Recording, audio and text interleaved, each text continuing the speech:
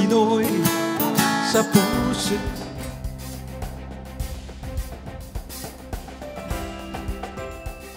Una sa lahat, maraming salamat sa oras at sa pagmamahal ninyo sa ating inang bayan. Dahil kahit naman malayo kayo, ramdam namin sa Pilipinas ang inyong suporta, ang inyong malasakit. Nandito ako ngayon sa Republic of Korea, oo nga, dahil nga sa APEC Economic Leaders Meeting. Para sa Pilipinas, malaking tulong ang APEC. Pinag-usapan sa APEC kung paano mapadali ang pagpapasok sa negosyo. Mas maraming negosyo, mas maraming trabaho. Mas maraming trabaho, mas maraming oportunidad at mas matibay na ekonomiya para sa ating mga pamilya. My fellow Filipinos, I want to assure you, hindi kayo namin nakakalimutan.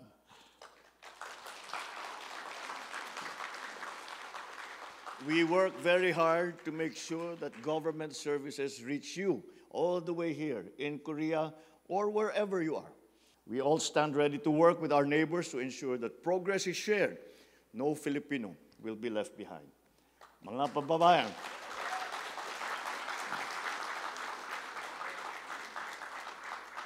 kababayan, kayo ang inspirasyon ng bawat Pilipino. Dahil sa sipag ninyo, sa tapang ninyo, sa pagmamahal ninyo sa pamilya at sa ating bayan, wala na po kayong katulad. Kaya mula sa puso ko, maraming salamat sa inyong lahat. Huwag po natin kalimutan, patuloy nating itaas ang bandera ng Pilipinas. Mabuhay ang Pilipinas!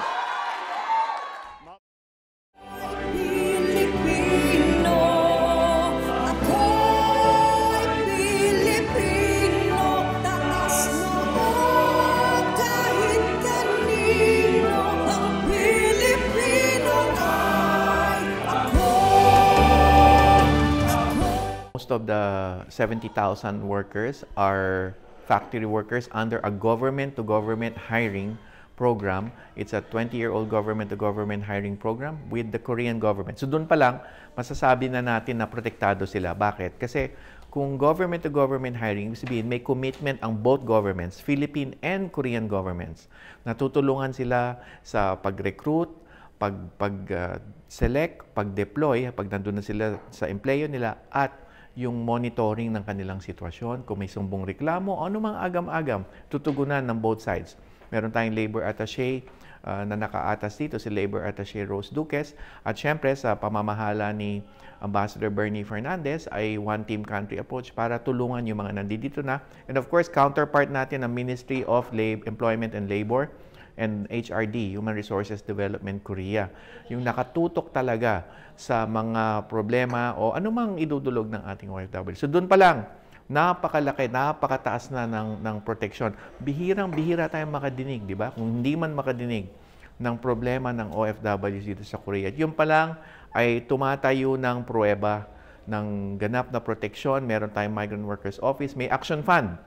2,000 this year ang nabiyayaan na ng Action Fund. Napakahalaga unang-una yung sa liderato ng South Korea. Alam naman natin na sa bawat punta ng ating Pangulo, sa bawat state visit niya, sa bawat pakikihalubilo niya sa world leaders, ang unang-unang sasabihin sa pagpupulong sa mga lamesa na katulad nito ay magpapasalamat yung world leader kay Presidente. Hindi pa nakaupo, sasabihin na ng world leader, saan bansa? Sa Europa, sa Asia, and other places, sa Saudi Arabia, sa Middle East. Hindi pa man nakaupo, sasabihin na ng world leader, Mr. President, thank you for your Filipino workers. At ang tugon naman ng Pangulo, thank you, Mr. World Leader, Mr. President, Mr. Prime Minister, for the help, for the protection you have given to our workers. A very mutual ang bilateral relations, at ang isa sa mga pundasyon yan ay yung maiging pagninilbihan ng OFWs natin at yung harmonious relations between our OFWs and their host country employers. Mahal natin mga kababayan, patuloy po napapatunayan na natin mula sa ating G2G, government-to-government hiring program, employment permit system, na patuloy ang ating masigasig na pagbibigay ng mga programa at serbisyo para sa inyo. Hindi po tayo hinto, hindi huhupa, at sa halip, pinaigting pa sa panahon ng ating mahal na Pangulo Ferdinand Marcos Jr.